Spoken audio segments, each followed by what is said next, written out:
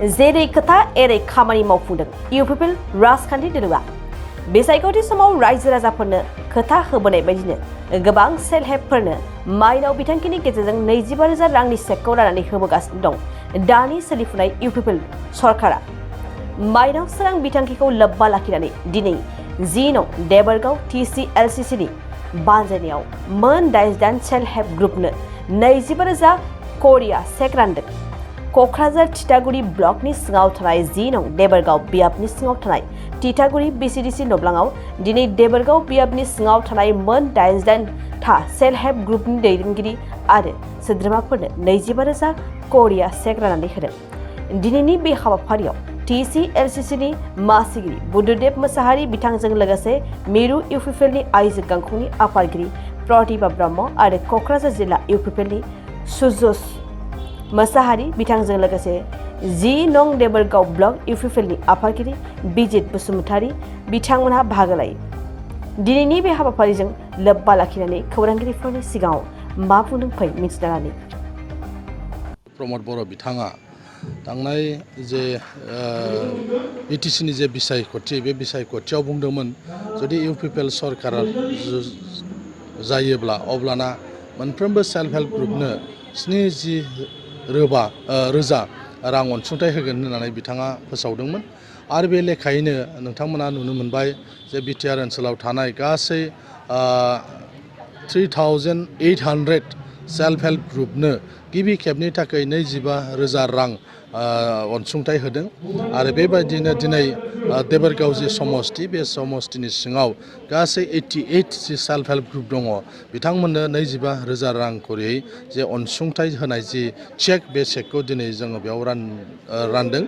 जे जोंनि जे सरकार बे सरकारा बिसायख'थि जे इस्ताहार बे इस्ताहाराव होनाय मोनफ्रोमबो हाबाफारिखौनो मावफुंगासिनो दङ आरो बेबायदिनो सेल्फ हेल्प ग्रुपनो होनाय जि रादाय बे रादायखौबो दिनै मावफुंबाय। दिनै बेनिखायनो सेल्फ हेल्प ग्रुपनि आइजोफ्रा रंजानाय मोन्दों गमामायैनो सरकारा जे मावफुंबाय आरो बे 25,000जों जायफ्रा खामानि मावगोन बिथांमोना आरो उननि खेबाव 25,000 मोनगोन आरो बिनि उनाव 25,000 बेबायदि खननै किस्तियाव बिथांमोना मोनगोन। रायजो राजाफ्रा दायो जोंनि बे चेक राननायखौ नुनानै रंजानाय मोन्दों जे गमामायैनो जे बिसायख'थिनि जे इस्ताहार बे इस्ताहाराव होनायखौ मोनफा मोनफा मावफुंगासिनो दङ मानोना आरोबाव जोंहा जिहेतु सम दङ 2.5 बोसोर दंबावो बे सरकारा जोबनो बेनिखायनो बयबो बे जे अनसुंथाइ बे अनसुंथाइखौ मोनो। जोंना आवगोलनि इलेक्शन मेनिफेस्ट'आव इउपिपिएलनिफ्राय बेखौनो होनाय जादोंमोन जे आइजोफ्रा जोंना जेसेबांखिनि जोंनि बड'लेण्डनि आइजोफोर बिसोरो गाव गावनि आथिङाव गसंनांगौ गोख्रों जानांगौ गोरा जानांगौ होननानै दा बिनि थाखाय जोङो सरकाराव फैयोबा अनसुंथाइ होनाय जागोन मदद होनाय जागोन खिन्थु जोङो गोख्रोङै मावनांगौ। दा बेखौ बे असिलाखौ लानानैनो जोंना 23 थारिख जुलाइआव अदालबारि मसलपुरावहाय माइनाव सोरां बिथांखि मोनसे माने जुरिजेननाय जादों आरो बे माइनाव सोरां बिथांखियाव गासैहाय 6,865 दा सेल्फ हेल्प ग्रुपनो जोङो फार्स्ट फेज हिसाबै 25,000 फैसाखौ राननाय जाबाय आरो बिनि उनावहाय फेज वाइसै 25 होनानै जोङो 75,000सिम सहैगोन आरो बेनि उनावबो जोङो मोजाङै ट्रेनिं होनानै 75,000आवनो थाबथानाय नङा मोजाङै ट्रेनिं होगोन स्किल होगोन बा जोंनि आइजोफोरखौ जोङो रिसर्सफुल बानायगोन आरोखि जाहाथे रांखान्थि बिथिङाव गोख्रों जायो। जों बयबो मिथिगौ रांखान्थि बिथिङाव गोख्रों जायोबा जों समाज बिथिङावबो जायगा मोनो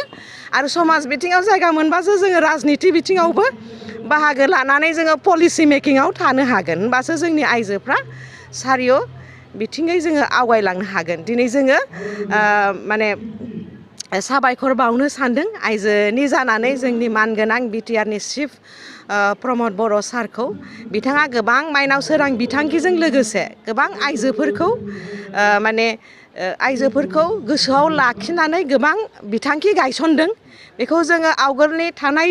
सरकारावहाय खुनु आइजोफोरखौ नाम लानानै खुनु बिथांखि गायसनाखैमोन। एबारनि समावहाय आइजोफोरखौ गोसोआव लानानै नोजोर बोनानै आइजोफोरनि जौगानायखौ नोजोर बोनानै गोबां बिथांखि लानाय जादों थिग बेबादिनो जाहाथे दुखिया गरिब जोंनि आइजोफ्रा मैगं फाननानै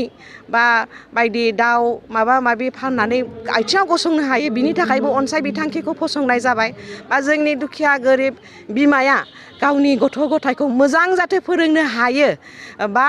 फिसालाफोरखौ जाहाथे फिसाजोफोरखौ जाहाथे IAS ACS अफिसार बा इन्जिनियार डक्टर बानायनो हायो बिनि थाखायबो बड'लेण्ड सुपार 50 नि बिथांखिखौ गायसननानै दरजाखौ खुलिना होदों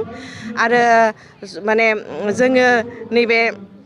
लुबैयो आरो नैबे पिक मिसनावबो बांसिन नों नायोबा 80% आइजोफ्रानो बाहाय लोब्बा लानानै मावनाय जायो हेन्दलुम मिसनावबो गोबां क्लास्टार खुलिदों बाहायबो 80%आनो आइजोफोरनि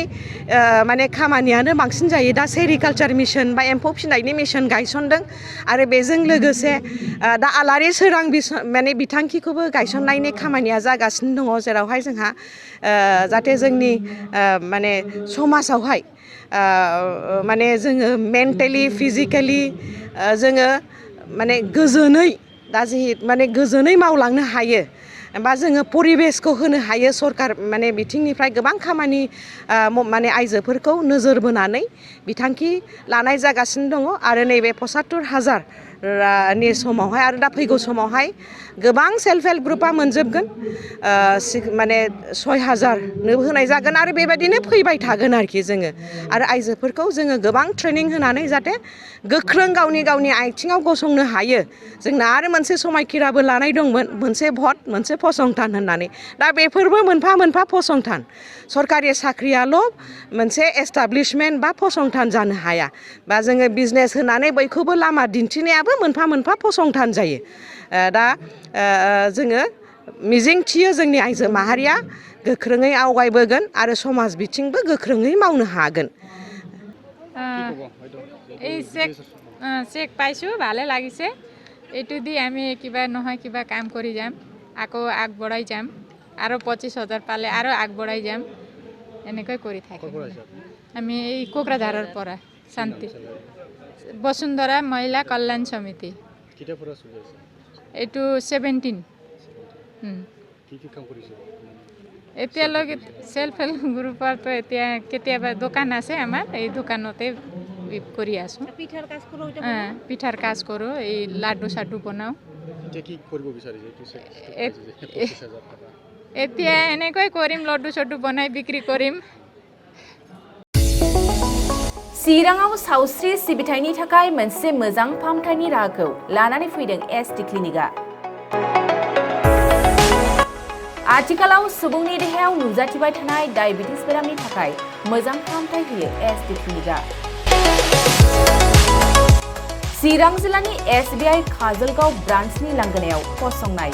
SD क्लिनिकआव डायबिटिस बेरामनि अनगायैबो फाहामथाय होबावगोन लिभारनि जेंना आरो माखासे सरासनस्रा बेमारफोर